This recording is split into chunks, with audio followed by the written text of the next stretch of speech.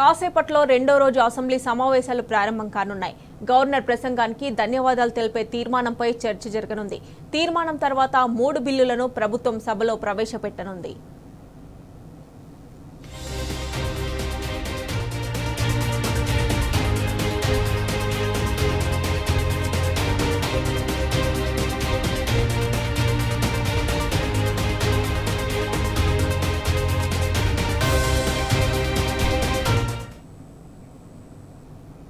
ఇదే అంశానికి సంబంధించి మరిన్ని డీటెయిల్స్ మా ప్రతినిధి కిరణ్ మనకి లైవ్ లో అందిస్తారు. కిరణ్, చెప్పండి, కాసేపట్లో అసెంబ్లీ సమావేశాలు ప్రారంభం కానున్నాయి కదా, సో ముఖ్యంగా ఏ అంశాలు చర్చకు వచ్చే అవకాశాలు ఉన్నాయి, ఏ బిల్లులను ప్రవేశపెట్టనుంది? రెండో రోజు తెలంగాణ అసెంబ్లీ బడ్జెట్ సమావేశాలు మరికాసేపట్లో ప్రారంభం కాబోతా ఉన్నాయి. ఇప్పటికే నిన్న గవర్నర్ ప్రసంగం ఏదైతే ఉందో దానికి ధన్యవాద తీర్మానం పైన ఈరోజు చర్చ జరుగుతుంది. రేపు సెలవు ఉంటుంది. ఎల్లుండి కూడా గవర్నర్ ప్రసంగం పైన ధన్యవాద తీర్మానం చర్చ తర్వాత ఆమోదం కూడా ఉంటుంది. మొత్తంగా ఈ నెల 19న వార్షిక బడ్జెట్ను రాష్ట్ర ప్రభుత్వం ప్రవేశపెట్టబోతుంది. నిన్న గవర్నర్ ప్రసంగంలో కూడా పూర్తిగా తప్పుల తడకగా ఉంది. ఎక్కడ కూడా ఇచ్చినటువంటి 6 గ్యారెంటీల అమలు కావచ్చు, అంతేకాకుండా కంపెనీల విషయం కావచ్చు, 1,73,000 కోట్లు దావోస్ నుంచి తీసుకొచ్చామని కూడా చెప్పింది. గొప్పలు చెప్పుకున్నటువంటి ప్రభుత్వం ఎక్కడ కూడా ఆ కంపెనీలు ఎక్కడొచ్చాయి, ఎక్కడ నిర్మించారంటూ కూడా ఆ బీఆర్ఎస్ నేతలంతా కూడా ప్రశ్నించారు. మొదటి రోజు సమావేశానికి బీఆర్ఎస్ అధినేత కేసీఆర్ కూడా సమావేశాలకు హాజరయ్యారు. గవర్నర్ ప్రసంగంలో ఉన్నటువంటి ప్రసంగ పుస్తకాన్ని కూడా చాలా క్షుణ్ణంగా తాను పరిశీలించినటువంటి పరిస్థితి కనబడింది. ముఖ్యంగా రైతు రుణమాఫీ కూడా దాదాపు 25% నుంచి 30% మందికే జరిగింది. ఎక్కడ కూడా పూర్తి స్థాయిలో రైతులకు రుణమాఫీ జరగలేదు. 480 మంది రైతులు చనిపోయినప్పటికీ కూడా రాష్ట్ర ప్రభుత్వం ఆ ప్రస్తావన ఇందులో తీసుకురాలేదు.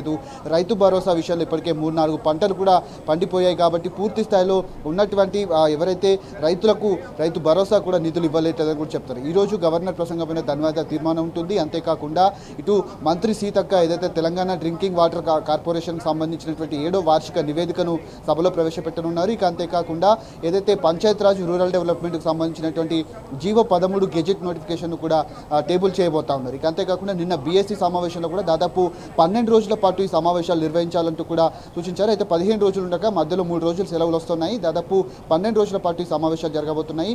24, 25, 26, 27 తేదీల్లో బడ్జెట్కు సంబంధించినటువంటి ఆ పద్ధతులపైన చర్చ జరుగుతుంది. 27న ద్రవ్య వినిమయ బిల్లుకు సభ ఆమోదం తెలుపబోతుంది. పూర్తి స్థాయిలో ఈరోజు మాజీ ఎమ్మెల్సీ సత్యనారాయణకు సంబంధించినటువంటి సంతాప తీర్మానం కూడా చేపట్టబోతున్నారు. సంతాపం సభ కూడా తెలుపబోతుంది. ముఖ్యంగా ఈరోజు వాడివేడిగా జరిగేటువంటి అవకాశం అయితే కనబడుతుంది. గవర్నర్ ప్రసంగంలో పూర్తి స్థాయిలో గాంధీ భవన్లో కార్యకర్తలు మాట్లాడే విధంగా తన చేత మాట్లాడించారంటూ కూడా నిన్న బీఆర్ఎస్ నేతలంతా కూడా మండిపడినటువంటి సందర్భం కనబడుతుంది. ముఖ్యంగా రాష్ట్ర ప్రభుత్వం చేపడుతున్నటువంటి సంక్షేమ పథకాల ఊసి మాత్రం లేదు.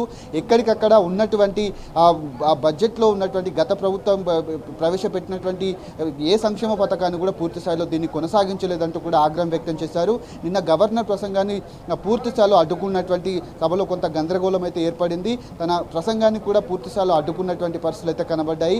ఖచ్చితంగా ఇచ్చినటువంటి హామీలు ఏ ఒక్క హామీ కూడా నెరవేర్చకపోగా ఉన్నటువంటి రాష్ట్ర ప్రజలను మోసం చేసే విధంగా గవర్నర్ చేత తప్పుల తడకగా కొన్ని తప్పులు ప్రకటించారంటూ కూడా బీఆర్ఎస్ నేతలంతా కూడా ఆగ్రహం వ్యక్తం చేసినటువంటి సందర్భాలు అయితే కనబడ్డాయి. ఈరోజు గవర్నర్ ప్రసంగమైన చర్చ తర్వాత సభ వాయిదా పడుతుంది. కొన్ని ముఖ్యమైన బిల్లులకు సంబంధించి ఏదైతే బీసీ కులగణనకు సంబంధించినటువంటి రీసర్వే కూడా ఈ మధ్యకాలంలో జరిగింది. దాన్ని కూడా మరొకసారి బిల్లు కూడా ప్రవేశపెట్టేటువంటి అవకాశాల నేపథ్యంలో ఎస్సీ వర్గీకరణకు సంబంధించినటువంటి చట్టబద్ధత కూడా చేయబోతున్నట్టుగా తెలుస్తుంది. మరికొన్ని బిల్లులు కూడా రాష్ట్ర ప్రభుత్వం తీసుకొచ్చేటువంటి అవకాశం ఉంది. ఖచ్చితంగా రాష్ట్ర ప్రభుత్వం చేపడుతున్నటువంటి ఏవైతే తప్పుల తడగా ఉన్నటువంటి గవర్నర్ ప్రసంగం పైన ఖచ్చితంగా గట్టిగా మాట్లాడాలంటూ కూడా బీఆర్ఎస్ అధినేత నిన్న ఆ ప్రసంగానికంటే అరగంట ముందే అసెంబ్లీకి చేరుకున్నారు. పార్టీ నేతలు కూడా మరోసారి దిశానిర్దేశం చేశారు. ఖచ్చితంగా ఎక్కడికక్కడ అడ్డుకునే ప్రయత్నం చేయాలి, రాష్ట్ర ప్రభుత్వాన్ని ఎండగట్టే విధంగా తమ కార్యాచరణ ఉండాలంటూ కూడా బీఆర్ఎస్ అధినేత కేసీఆర్ కూడా వాళ్ళందరికీ దిశానిర్దేశం చేశారు. మరి కాసేపట్లోనే ఈ ఏదైతే రెండో రోజు బడ్జెట్ సమావేశాలు కూడా ప్రారంభం కాబోతా ఉన్నాయి.